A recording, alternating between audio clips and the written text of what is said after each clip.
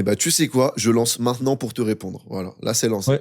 Ouais, bah tu vois, c'est trop cool parce que au moins là, c'est spontané, il n'y a pas de truc travaillé, ça se ressent en fait. Donc Exactement. c'est trop bien. Mais en fait, j'ai pas envie de faire un truc trop travaillé. Je veux que les gens soient spontanés, qu'on bégaye, qu'on n'arrive pas à parler et qu'on se reprend. C'est ça que je veux, tu vois. Exactement. Du coup, aussi, le but de la visio, c'était que je t'explique peut-être mon parcours et puis pourquoi j'ai choisi ta formation. Ouais, c'est ça. Bah, en fait, l'idée, c'est que, en gros, pour la faire très simple, c'est une interview sur, ok, mon élève, Vincent. Qu'est-ce que tu en Ouais, penses de ma formation? Quel est ton parcours d'abord pour parler aussi de la transition vers la formation, etc. Et juste ouais, donner ton avis, quoi, tout simplement, de ouais, manière ok. naturelle. Ok, bah du coup, moi pour t'expliquer brièvement mon parcours, avant de prendre la formation Crack Editing, déjà c'était une reconversion parce que j'ai fait 7 ans dans le référencement naturel, 3 ans sur la partie web analyse, donc des métiers on va dire plus techniques que créatifs, donc avec tout ce qui est tracking de e-commerce, tout ce qui est balise avec Google Tag Manager, donc des choses vraiment plus profondes, plus techniques. Et après, au fur et à mesure que j'ai monté ma chaîne YouTube sur Google Analytics, j'ai fait une quarantaine de vidéos. Et en fait, j'ai pris plaisir à faire le montage. Donc, j'ai utilisé Premiere Pro. Après, j'ai utilisé After Effects. Après, j'ai découvert différentes formations. Et je suis tombé sur la tienne. Pourquoi? Parce qu'il y a eu un déclic. En fait, j'ai vu une vidéo sur ta chaîne YouTube. Et c'est ça qui m'a donné envie. C'était l'époque où on parlait énormément de Iman Gadzhi, ce style bien spécifique qui était reconnaissable et distinguant. Et je me suis dit, bah, tiens, pourquoi pas. Et au fur et à mesure que je voyais de tes vidéos, je voyais que ça montait également en termes de compétences. Et je me suis dit, je vais prendre la formation. Et puis, à partir de là, déjà, il y a eu une première surprise. Le plus gros effet, en fait, quand les gens vont prendre la formation, le plus gros déclic. Donc déjà, c'est une des vidéos qui va sortir sur ta chaîne. Ils vont se dire, tiens, là, c'est pas mal. Je vais me pencher un peu plus sur ça. Donc il y a vraiment la découverte en fait du profil, donc ta chaîne YouTube. Et ensuite, quand on va prendre la formation, déjà le deuxième plus gros effet de surprise, ça va être de voir que la formation, elle est ultra complète. C'est pas genre 5-6 modules. Non, non, c'est des trucs vraiment poussés. Et c'est ça aussi que j'ai apprécié chez toi. Il y a une grande force. J'essaye de voir un petit peu les éléments distinguants chez chacun. Et il y a un truc qui est hyper intéressant chez toi, c'est le côté challenge. C'est-à-dire que quand tu connais pas un truc, on voit très vite que ça va sortir sur le Discord. Par exemple, le style Monkey, c'est un truc sur lequel tu t'es penché, donc tu faisais pas trop ce style avant. Et peu de temps après, tu as sorti une vidéo, il me semble que c'était sur Insta, même je l'ai vu passer sur LinkedIn, il me semble, où il y avait ce côté très rythmé, ultra rythmé, par rapport au côté un peu plus fluide et lent qu'on retrouvait dans le style un peu business. Donc, on a vu qu'il y avait différents styles sur lesquels tu pouvais t'adapter. Et ça, en fait, c'est le côté très challengeant que tu as. J'ai l'impression qu'il y a ce côté très discipliné où dès qu'il y a un truc que tu connais pas, tu vas le poncer, tu vas poncer ce sujet, le transformer en module pour alimenter le Discord. Et c'est ce qui fait que, en fait, la formation est continuellement mise à jour. Donc, déjà, voilà, première découverte, ta chaîne YouTube. Ensuite, le passage à l'acte, le fait de prendre la formation est complète. Et ensuite, le troisième élément qui est distinguant des autres formations de ce que j'ai vu, c'est que c'est continuellement mis à jour parce que dès que tu fais une découverte, tu l'enrichis sur le Discord. Et en fait, c'est ça qui est cool parce qu'on voit que quasiment, très régulièrement, il y a tous les soirs des ateliers. Même moi, j'ai même pas le temps de voir tous les ateliers parce que c'est assez dense. Mais c'est ça ce qui est aussi rassurant, quoi. On sait très bien que quand il va y avoir des nouveautés en termes de motion, toi, tu vas être là pour remettre à jour ça. Donc, tu vas zioter les motion designers qu'il y a sur Insta. Tu vas dire, tiens, ça c'est nouveau, je vais le faire, je vais alimenter le truc. Et en fait, ça fait un cercle vertueux. Donc, c'est pas une formation qu'on achète en one shot, c'est une formation qu'on achète, puis après, il y a l'accompagnement derrière. Et l'accompagnement, c'est du bonus. Et l'accompagnement, c'est peut-être la face cachée de l'iceberg. C'est peut-être 80% en fait d'encore plus d'apprentissage qu'on va avoir. Donc, tous les apprenants, en fait, j'aime bien le terme plus apprenant, mais tous les apprenants qui vont prendre la formation, que ce soit des jeunes qui ont 16-17 ans jusqu'à des gens qui ont mon âge, puisqu'on n'est pas de la même génération, mais en fait, ça s'applique continuellement, tu vois. Donc, même de 17, je dirais à même 50 ans, parce qu'à 50 ans, on peut apprendre et on peut développer une expertise et avoir cette clarté en termes de motion, eh bien, en fait, c'est adapté. Du moment que tu es discipliné, c'est complètement adapté à n'importe qui. Voilà, donc moi j'avais pris des notes de toute façon, donc la formation complète, je dirais, dans un premier temps, les mises à jour régulières, donc sur le Discord. On le voit en fait, on voit le nombre de notifications, on voit que c'est hyper dense, donc ça c'est parfait. Et après aussi, il y a un autre point, c'est les intervenants. C'est vrai que quand tu vois qu'il y a un truc que quelqu'un peut apporter, une valeur ajoutée, parce qu'il a développé peut-être une petite expertise ou une brique qui peut être un complément de la formation, ça va aussi apporter des choses en plus. Toi, tu peux pas être sur tous les fronts. Tu peux pas apprendre Figma, tu peux pas apprendre Adobe Audition, After Effects, la vente, la prospection, comment créer des systèmes de délivrabilité. Enfin, tu vois, il y a une expertise énorme, même la comptabilité ou autre dans le motion. Donc, tu peux pas être sur tous les fronts. Par contre, l'idée, c'est que tu vas t'entourer de gens et tu vas les placer au bon endroit. Et c'est ça aussi qui est intelligent. Par exemple, ce que j'avais apprécié, moi je débite beaucoup parce que j'ai Ouais, une non, mais vision juste après. vas-y, pas de souci. Mais ce que j'avais apprécié, c'est que tu vois, quand j'ai commencé à travailler chez Monkey, j'ai travaillé pendant une période où j'ai réalisé une douzaine de projets avec eux. Donc j'ai appris énormément aussi avec eux et j'ai pu travailler avec eux parce que j'avais fait ta formation aussi avant. Donc c'est d'étape en étape. Et il y a aussi un autre truc, c'est que tu avais mis en avant Marie, qui est motion designer chez Monkey. Et pour moi, Marie, c'est un peu au niveau motion design, dans ce style très cartoonesque de Monkey, c'est un peu le boss de fin dans cette spécialité, dans cette niche en fait. Et le fait que tu l'aies mis en avant dans un des ateliers, je me suis dit, c'est trop bien, parce que ça ouvre des portes vers plein de gens. Elle, ça la met en lumière. Donc en fait, c'est intelligent parce que tu as Crack Editing qui met en lumière donc des intervenants. Ces intervenants collaborent justement à des ateliers qui mettent en lumière Crack Editing. Et en fait, c'est ça, ce côté cercle vertueux où c'est intelligent, où tu te dis, attends, il y a un expert là-dedans, je vais le mettre en avant, ça fait sens. Et donc, la formation continue de progresser. Donc, très brièvement, parce que c'était un peu dégoûté à la fin, mais très brièvement, je dirais, la formation, elle est complète. En fait, quand tu vois vraiment tous les modules. Ensuite, les mises à jour régulières, avec sur Discord tous les ateliers. Même quand tu as des questions, il y a toujours quelqu'un qui répond, donc la communauté. Et également, il y a des offres d'emploi que je vois passer. Alors, moi, j'ai déjà un business qui tourne, mais c'était intéressant aussi de voir toutes les offres, même quand tu te lances. Tu as la formation, tu as les offres, tu as les intervenants.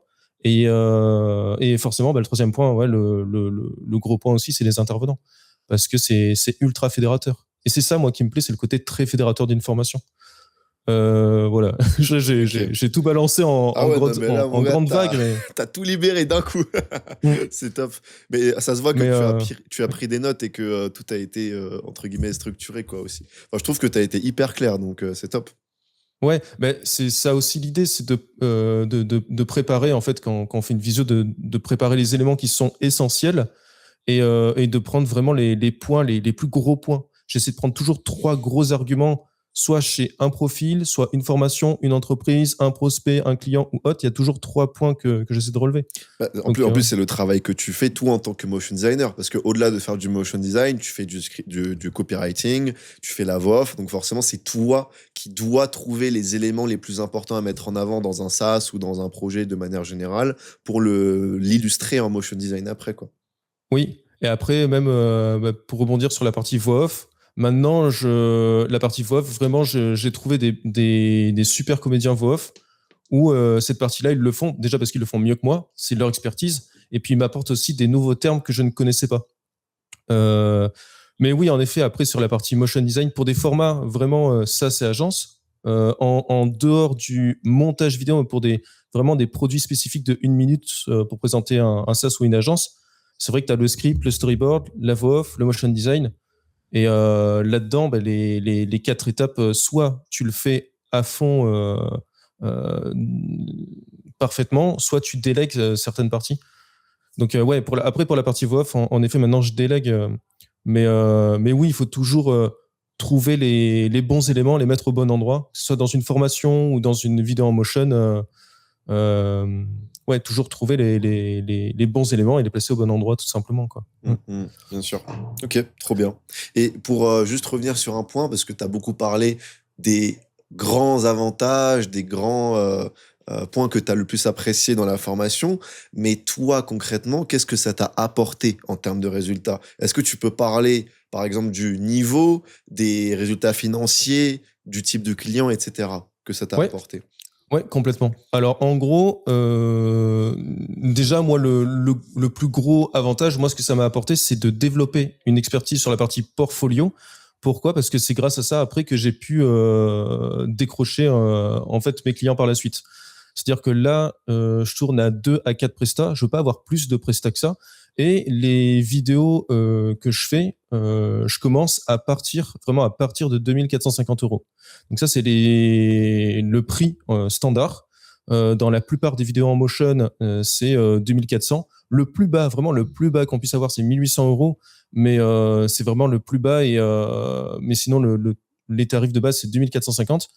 Et pour les agences, ça tourne autour de 4000 €. Et après, tu as des options supplémentaires comme les déclinaisons, si tu as des formats carrés ou format vertical pour les ads. Si la minute, celui que ce soit une minute, c'est 1 minute 15, là, il y a des surcoûts. Et si tu as un comédien voix off externe, et si tu as également les déclinaisons dans les langues, français, anglais, espagnol, italien, etc. Donc oui, en fait, au niveau des résultats, moi, à l'heure actuelle, là, je tourne à 5000 € par mois. Je pourrais faire plus si j'avais envie de faire plus, mais je veux me dégager du temps pour développer d'autres projets, comme l'outil en question. Et j'ai remarqué que les critères les plus importants que recherche un prospect, déjà, c'est le portfolio. C'est le premier critère. Donc forcément, si tu développes une expertise dans le motion, tu vas enrichir ton portfolio. Donc la personne va pouvoir se projeter et se dire, OK, je sais ce qu'elle est capable de faire, je peux me projeter avec la marque que je veux mettre en avant. Et donc déjà, elle a validé ce premier point. Donc ça la rassure. Et le fait d'être rassuré, c'est le premier critère de la vente. Il y a 2 critères. C'est rassurer et donner envie. Si tu rassures, déjà, tu as validé cette première étape. Et après, donner envie, c'est la clarté des process qui rassure également. Donc, comme je te disais, script, storyboard, voix off, motion design. Et donc oui, pour résumer, en gros, là, à l'heure actuelle, niveau résultat, grâce à la formation et après à des process de vente qui sont assez simples en soi, hein, je tourne à 5000 €. Donc en faisant 2 à 4 clients par mois maximum. Et même en faisant 2 clients par mois, je suis à 5000 € parce que je price bien et j'ai un positionnement qui est très clair, motion design pour SaaS et agence, et je cible également les bonnes personnes. Je cible pas les gens qui n'ont pas de budget. Faut cibler vraiment les bonnes personnes. On aura beaucoup plus de facilité à vendre à des gens qui ont un budget que de toujours aller essayer de tirer les prix vers le bas avec des clients, ou des prospects qui n'ont pas le budget pour leur faire plaisir. Et ça, c'est un vrai piège aussi. Voilà. Et après, il y a aussi cette notion d'océan rouge et d'océan bleu, mais ça, c'est encore un autre sujet, c'est le fait d'être dans une extrême concurrence avec d'autres personnes. Donc, il faut trouver des éléments distinguants et les opportunités, après, elles se font de partout. Du moment que le portfolio est hyper clean et que l'approche est clean, le positionnement est clair également, après, ça commence à dérouler. Et après, il y a la visibilité qui entre en jeu sur LinkedIn. Donc, c'est encore d'autres mécaniques. Mais c'est pour ça qu'en fait, tout est lié. C'est d'abord, on se forme sur la partie motion pour développer son portfolio. Ça, c'est le premier point. Ensuite, une fois que le portfolio est OK, on développe son offre.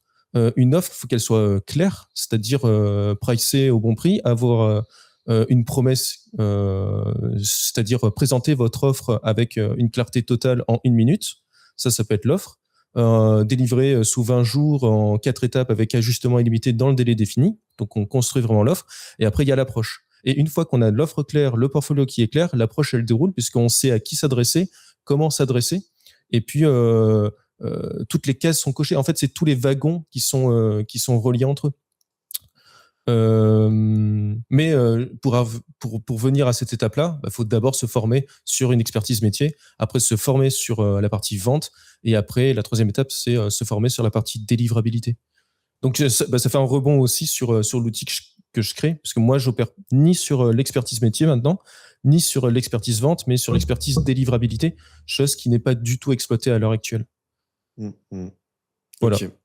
Je sais pas si c'est clair. Ça a été... Non, mais c'est 100% clair, hein, vraiment. Tout ce que tu dis, c'est clair. Tout est structuré dans ce que tu dis. En fait, ça se voit que tu maîtrises ce que tu fais tous les jours. Ton travail, tu le maîtrises. Tu as poncé ton offre, tu as poncé ton portfolio. En fait, tu as tellement été dedans que quand tu l'expliques, tu sais exactement comment tu l'expliques. Tu as tous les termes qui sortent naturellement. Donc, non, tout est clair. Franchement, magnifique. Merci. Mais oui, en fait, ce qui est important, c'est, tu vois, en fait, l'expertise métier, c'est hyper important. La vente, c'est hyper important. La délivrabilité, c'est hyper important. Et il y a un point commun entre ces trois piliers. Pour moi, le point commun, c'est pas d'essayer d'être le plus technique, même si c'est important parce que ça fait partie de l'expertise, mais c'est surtout la clarté. En fait, du moment que tu fais un motion design qui est clair, c'est-à-dire ne pas surcharger tous les effets ou mettre des couleurs un peu de partout ou autre, mais avoir cette clarté en termes de motion, même la fluidité des mouvements, la cohérence des couleurs, trouver les bonnes tonalités ou autre, c'est de la clarté. La vente, c'est pareil, c'est de la clarté. C'est-à-dire que quand on crée une offre, si l'offre est claire, eh ben, elle est rassurante. Et donc, du coup, ben, ça rapproche en fait le prospect avec le prestataire parce qu'on a apporté cette clarté. Et pareil, la délivrabilité, les process, la manière dont on va délivrer les informations, les retours clients et la communication, c'est de la clarté. Et c'est ça qui est le plus important maintenant à mes yeux, mon objectif, ce que je n'avais pas il y a un an en arrière, hein, c'est apporter de la clarté sur toutes les étapes. Et voilà, même dans les formations, si la formation est claire, qu'on a une cible spécifique, et qu'on résout un problème douloureux avec une promesse qui est évidente, ben, ça devient une formation devient une référence. Et même plus loin, elle devient même pas une référence, elle devient un standard. Et un standard, pour moi, c'est encore plus fort qu'une référence. Parce qu'un standard, c'est évident. Il n'y a pas de concurrence, en fait, quand tu es une formation qui est un standard dans ton domaine. Si tu n'as pas cette formation, tu n'obtiens pas ces résultats, en fait. C'est ça le standard. Mais c'est encore une autre mécanique. Mais du coup, on va terminer l'interview. Enfin, l'interview, même, c'est même pas une interview, en fait, c'est juste une discussion normale. Ouais, pour moi, c'est même pas une interview, parce que d'habitude, c'est plus entre guillemets questions-réponses. Là, c'est vraiment une discussion hyper naturelle et hyper fluide, donc c'est ça qui est bien. Mais du coup, pour terminer, juste, je vais finir avec une seule question. Si une personne hésite à rejoindre Crack Editing, qu'est-ce que tu lui dirais? Déjà de regarder la plupart des vidéos sur ta chaîne, parce que ça rassure en fait. Comme je te disais, pour juger quelqu'un, il faut déjà voir les résultats. Et les résultats, pour moi, c'est le rendu, en fait, c'est le portfolio en tant que monteur vidéo. Et la vidéo que tu as faite, notamment de Dali, il y avait une intro qui était incroyable. Celle-là, je l'ai vraiment aimée. Je me suis dit, ouais, là, on est passé à un niveau encore au-dessus, je trouve, parce que c'était beau, c'était clair et c'était bien travaillé. On voit que c'était soigné. Donc déjà, regarder les vidéos que tu es capable de faire. Et c'est ça, en fait, je pense, qui va de suite rassurer la personne parce qu'elle va se dire, OK, la personne connaît son métier. Donc déjà, ça, c'est le premier point. Ensuite, je ne sais pas comment tu fonctionnes, si tu fais une visio avec la personne avant qu'elle passe à l'achat. Mais voilà, ça, c'est le deuxième point parce que ça va permettre de voir que derrière ça, il y a une personne qui est réellement impliquée. Et l'implication, en fait, tu peux pas te battre contre quelqu'un qui est hyper impliqué. Donc, on voit ton rendu avec ta chaîne YouTube.